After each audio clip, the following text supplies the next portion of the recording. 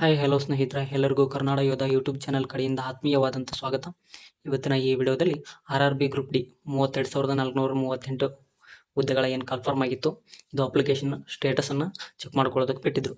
ಯಾರ್ಯಾರ್ದೆಲ್ಲ accept ಆಗಿದೆ, accept ಆದವ್ರು ಏನು ಮಾಡಬೇಕು, ರಿಜೆಕ್ಟ್ ಆದವ್ರು ಏನು ಮಾಡಬೇಕು, ಎಕ್ಸೆಪ್ಟ್ ಆದಮೇಲೆ ಮುಂದೆ ಯಾವ ರೀತಿಯೊಳಗೆ ಪ್ರೊಸೀಜರ್ ಇರುತ್ತೆ, ಹಾಗೆ ಎಕ್ಸಾಮ್ ಯಾವಾಗ, ಎಲ್ಲ ಸಂಪೂರ್ಣವಾದ ಮಾಹಿತಿ ನಾವು ಈ ವಿಡಿಯೋದಲ್ಲಿ ನಾವು ನೋಡ್ತಾ ಹೋಗೋಣ.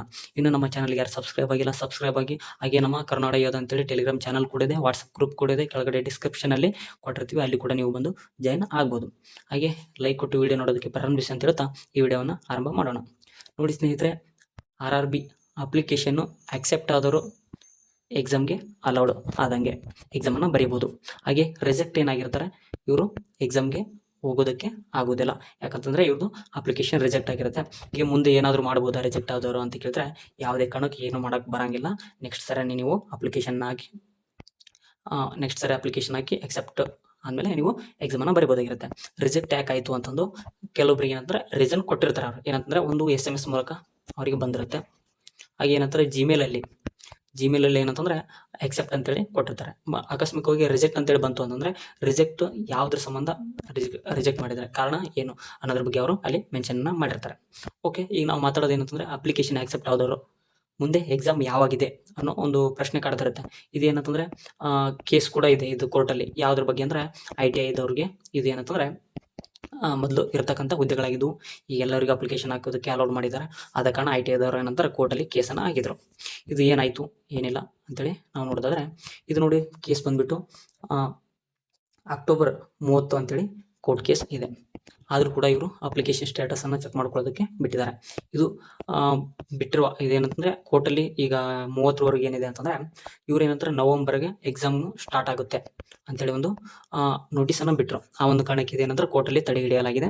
ಆದ ಕಾರಣ ಇದೇನಾದರೂ ಅಕ್ಟೋಬರಲ್ಲಿ ಕೋರ್ಟು ಕೇಸ್ ಕ್ಲಿಯರ್ ಆಗುತ್ತೆ ಅಂತೇಳಿ ಕೂಡ ಹೇಳಿದ್ದಾರೆ. ಹಾಗೇನಂದರೆ ನವಂಬರಲ್ಲಿ ನಿಮ್ಮ ಎಕ್ಸಾಮು ಸ್ಟಾರ್ಟ್ ಆಗುತ್ತೆ. ಇದೇನಾದರೂ ಅಕ್ಟೋಬರ್ 30ಕ್ಕೆ ಕ್ಲಿಯರ್ ಆಯಿತು ಅಂತಂದರೆ ನವಂಬರಲ್ಲಿ ಸ್ಟಾರ್ಟ್ ಆಗುತ್ತೆ. ನಾವೇನಾದರೂ ನೋಡೋದಾದರೆ ಅಪ್ಲಿಕೇಶನ್ ಸ್ಟೇಟಸ್ ಏನಾದರೂ ಚೆಕ್ ಮಾಡ್ಕೊಳ್ಳೋದಕ್ಕೆ ಬಿಟ್ಟಾರಂತಂದರೆ 1 ಮಂತ್ ಒಳಗಡೆ ಏನಂತಂದರೆ ಎಕ್ಸಾಮನ್ನು ಕಂಡಕ್ಟ್ ಮಾಡುವಂತಹ ಸಾಧ್ಯತೆ ತುಂಬ ಇರುತ್ತೆ.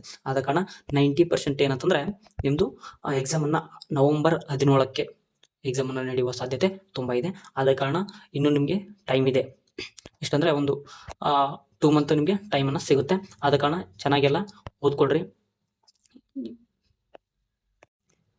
ಹಾಗೆ ಏನಂತಂದರೆ ಇವರು ಡಿಸೆಂಬರಲ್ಲಿ ಏನಂತಂದ್ರೆ ಹೊಸ ನೋಟಿಫಿಕೇಶನ್ನ ಬಿಡ್ಬೇಕಾಗತ್ತೆ. ಇವರು ಏನಂತಂದರೆ ಡಿಸೆಂಬರಲ್ಲಿ ಹೊಸ ನೋಟಿಫಿಕೇಶನ್ ಬಿಡ್ಬೇಕಾಗತ್ತೆ. ಆದ ಕಾರಣ ನವಂಬರ್ 17ಕ್ಕೆ ಎಕ್ಸಾಮ್ ನಡೆಯುವಂಥ ಸಾಧ್ಯತೆ 90% ತುಂಬ ಇದೆ ಸ್ನೇಹಿತರೆ. ಆದ ಕಾರಣ ನೀವು ಎಲ್ಲ ಚೆನ್ನಾಗಿ ಸ್ಟಡಿ ಮಾಡಿರಿ ಅಂತ ಹೇಳ್ತಾ ಯಾವುದೇ ಕಾರಣಕ್ಕೂ ಡಿಲೇ ಮಾಡೋಕೆ ಹೋಗ್ಬೇಡ್ರಿ. ಎಕ್ಸಾಮ್ ನವಂಬರ್ 17ಕ್ಕೆ ಎಕ್ಸಾಮ್ ಖಂಡಿತ ಸ್ಟಾರ್ಟ್ ಆಗುತ್ತೆ ಅಂತ ಹೇಳ್ತಾ ಈ ವಿಡಿಯೋನ ಇಲ್ಲಿಗೆ ಮುಕ್ತಾಯಗೊಳಿಸೋಣ. ಇನ್ನೂ RRBಗೆ ಏನಾದರೂ ಸಂಬಂಧಪಟ್ಟಂತೆ ನಿಮ್ಮ ಕ್ವಶನ್ಗಳಿದ್ದರೆ ಕೆಳಗಡೆ ಕಮೆಂಟನ್ನು ಮಾಡಿ. ಹಾಗೆ ನಮ್ಮ ಈ ಕರ್ನಾಟಕ ಯೋಧ ಚಾನಲ್ ಕೇಂದ್ರ ಸರ್ಕಾರ ಮತ್ತು ರಾಜ್ಯ ಸರ್ಕಾರ ಎರಡೂ ಏನಂತಾರೆ ಹುದ್ದೆಗಳನ್ನು ಇನ್ಫಾರ್ಮೇಷನ್ನ ನಮ್ಮ ಕೊಡುವಂಥ ಏಕೈಕ ಚಾನಲ್ ಆಗಿರುತ್ತೆ. ಹಾಗೆ ನಮ್ಮ ಟೆಲಿಗ್ರಾಮ್ ಚಾನಲ್ ಕೂಡ ಇದೆ ಕರ್ನಾಟಕ ಯೋಧ ಅಂತೇಳಿ, ಅಲ್ಲಿ ಕೂಡ ನೀವು ಬಂದು ಜಾಯ್ನ್ ಆಗ್ಬೋದು. ಎಲ್ಲ ಸ್ಪರ್ಧಾತ್ಮಕ ಪರೀಕ್ಷೆಗಳಿಗೆ ಉಪಯೋಗವಾಗುವಂಥ ಮಾಹಿತಿ ಹಾಗೆ ಜಾಬ್ ಅಪ್ಡೇಟ್ಸ್ ಎಲ್ಲ ಸಂಪೂರ್ಣವಾದ ಮಾಹಿತಿ ನಮ್ಮ ಕರ್ನಾಟಕ ಯೋಧ ಚಾನಲ್ ಮತ್ತು ಕರ್ನಾಟಕ ಯೋಧ ಟೆಲಿಗ್ರಾಮ್ ಚಾನಲಲ್ಲಿ ನಿಮಗೆ ದೊರೆಯುತ್ತವೆ ಅಂತ ಹೇಳ್ತಾ ಇವತ್ತಿನ ಈ ವಿಡಿಯೋ ಇಲ್ಲಿಗೆ ಮುಕ್ತಾಯಗೊಳಿಸೋಣ. ಮತ್ತೆ ಮುಂದಿನ ವಿಡಿಯೋದಲ್ಲಿ ಮತ್ತೆ ಬರೋಣ. ಎಲ್ಲರೂ ಕೂಡ ಧನ್ಯವಾದಗಳು.